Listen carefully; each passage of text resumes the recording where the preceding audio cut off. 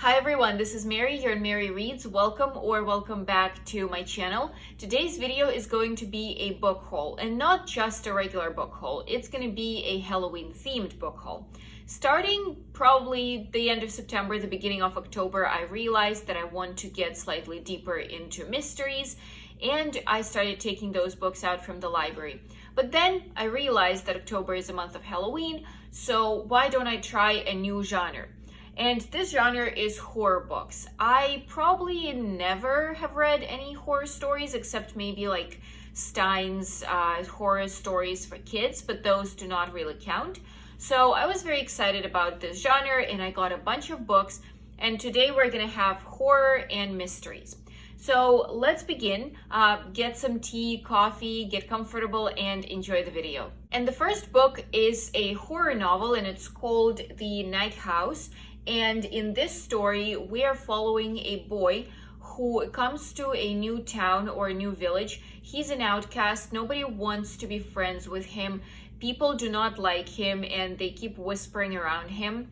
And when a boy disappears from school, people start thinking that it's our main character's doing. They start blaming him. They start saying that it's all his fault and that he's the one who did something with the kid.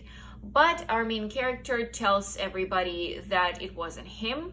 He saw the boy being dragged into a phone booth and disappearing there. Obviously, nobody believes him until another outcast, this girl, comes to him and tells him that she believes him and he should keep looking for clues and investigating the case. He starts doing that, and clue after clue, he gets to this abandoned house where he sees a figure in the window. And after this figure appears, he starts hearing voices in his head that are telling him that the girl he loves is going to die. And then another student disappears. And from what I understand, we're gonna have an unreliable narrator here, which makes it all so much more interesting. I really hope the story is gonna be good. It does sound kind of scary. And this is probably going to be the first book I read for Halloween. The next book I also got as a horror book for Halloween, though I have a feeling this is going to be more of a thriller, a mystery, and it's called The Final Girl Support Group. This story is about a group of girls. First of all, Final Girl is a girl who comes out of some horrible, tragic situation alive and alone. She avenges her friends, and she's this kind of terror who, grew out of terror. So let's say these 5 kids get into a haunted house. All of them die except this one girl who ends up avenging all of her friends. This is what a final girl is. And we have a whole group of these final girls. It is a support group for them. And they secretly get together to discuss all of their traumatic experience and start feeling better, getting back to normal. And then when one girl doesn't show up to the session, the rest of them realize that something has happened to her, that somebody is after them again, and they are ready to protect themselves this time. Now let's transition slightly to mysteries, and the book that I got from the library as well is called Death on the Lucitania. Lusitania is a ship, and on this ship, a man dies in a room that's closed from the inside. All of the windows are closed, and obviously you're in the middle of the sea or the ocean.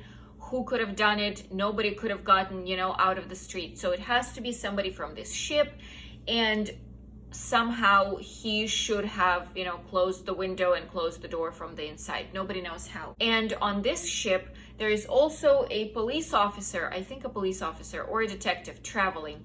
And obviously he asked to solve the case. I saw this book in the bookstore a couple months ago, but it was like $30, and I wasn't sure. I didn't know if I'm gonna enjoy it. So I put it aside, but I took a picture because it looked interesting. And then I found this book in the new books section in my library. So I was super excited. I got this book.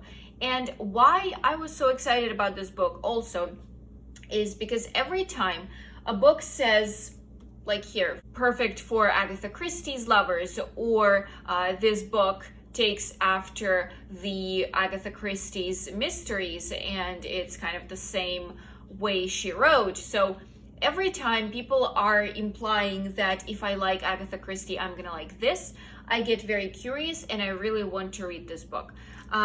It never happened that I like the book as much as I like Agatha Christie's novels, but who knows? Maybe it's gonna work out, and I'm kind of excited about reading this book. I don't know if it's gonna be in my Halloween reading marathon. Probably not, unless I have a bunch of extra time. But I'm definitely excited about this book, and I am gonna read it in the next, I would say, month.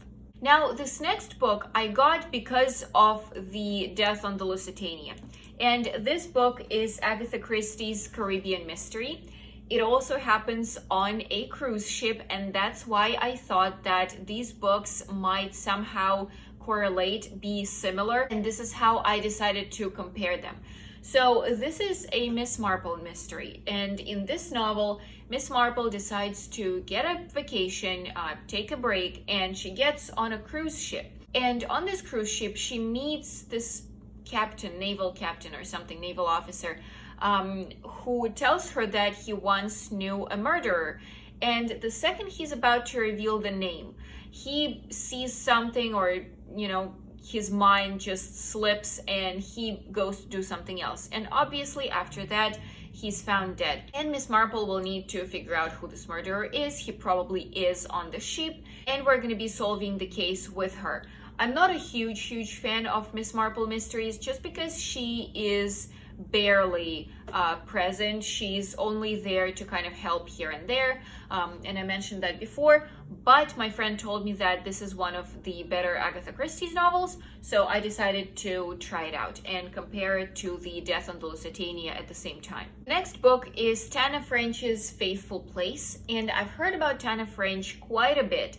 People are saying that she writes well, and so I saw this book downstairs in our little library on the first floor of my building, and I decided to try it. Since I've got a chance, why not? And out of all the books that were down there were like 2 or 3 Tana French's books, I decided to take this one. So this book tells us a story of a boy, an 18-year-old boy, who is planning on running away from his little hometown, and he invites his girlfriend with him. The night off, she does not come to the place where they were supposed to meet, and he thinks that it's because of his family. His mother, I think, is an alcoholic. His father, there is also something wrong with his father. So he thinks that she broke up with him because of his family, and he runs away alone.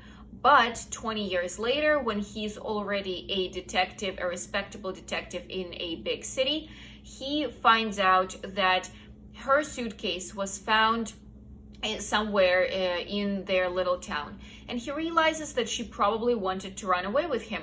So he's gonna go back to see what happened to her, and also he's going to face all of his old fears and traumas. I think this is going to be very interesting. This is a classical mystery novel. I want to know how the author writes, because I finally need to figure out if this is my author or not. The next book is A Mysterious Case of the Alberton Angels, and I got this book because, again, it says it's the Agatha Christie for the 21st century.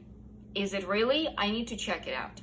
So in this book, we are going to follow a story of a writer. I think she's a mystery novel writer, and she wants to write a story about these Alberton angels. These angels are a cult that existed like 20 years ago or 18 years ago, and everything went wrong with them when they persuaded this young teenage mother who was kind of stepping into the cult to get rid of her newborn baby because he is a child of Satan. That's what they told her. And right before the ritual, the mom realized that something is wrong. Why am I killing my baby?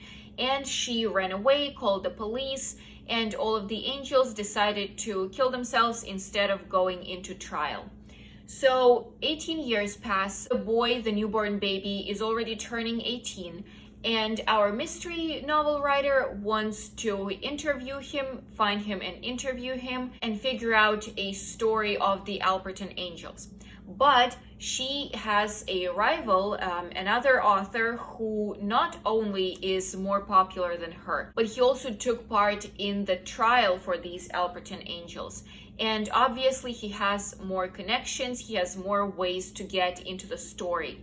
So they're going to both race for this information, race for the interview with this young man, and at the same time, they're going to figure out that Alberton angels had many more secrets than everybody thought they did, and the secrets are much, much darker than everybody thought.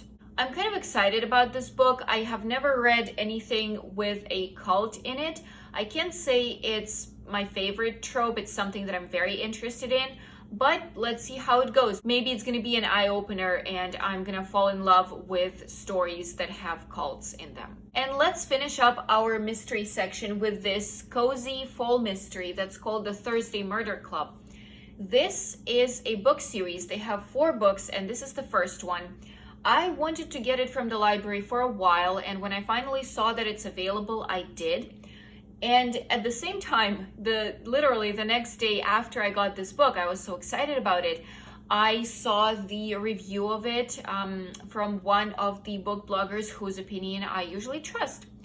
And she said that the novel is kind of fun, but the story itself, the mystery itself, was not very interesting. What she liked were the characters, and she would much rather read more about the characters themselves, about their lives, and the mystery is an unnecessary part here. I want to see if it's actually true. So the whole thing here is that all of the detectives are going to be senior people. They're gonna live in this little senior town where, only people after 65 can get a house. And we're gonna have 2 women and 2 men. They're all in their, I think, 80s actually, and they are going to try to solve a murder. I don't know how good it's gonna be, but it definitely sounds like a very cozy mystery for a nice fall evening with a cup of tea. And I'm really, really hoping that I'm actually going to enjoy all of it, even the mystery. If I do, I'm planning on reading the whole series, but if not, I'm pretty sure that this is like a separate book. You can finish one book and it's going to be a finished story. So the second book will have a different murder. So should be fine. I should not be left hanging if I don't finish the other 3 books. Just reading this one should be okay. And I wanted to finish our video with 2 more horror books. Though with the first one, I'm not sure if it's horror. I don't know if it's going to be more thriller or horror or mystery. I don't know. With Stephen King, you never know. And this is Stephen King, The Dead Zone. I couldn't really understand by the summary of the book what genre it's going to be in, but it looks like we're going to be following this one man in different stages of his life. And he gets into this dead zone. So first, as a boy, he gets into an accident while skating, and for some time, for a moment, he plunges into the dead zone. Then our main character is a school teacher, so I assume he's in his maybe late 20s, early 30s, and he spins the wheel of fortune and wins a 4.5-year trip into the dead zone. And finally, we have a more senior man who awakens from a coma with some weird power where he sees the horrible fate that waits for people in the dead zone. I have no idea what this dead zone is. I have no idea if it's the same person or it's 3 people with the same name. Looks like it's going to be the same person.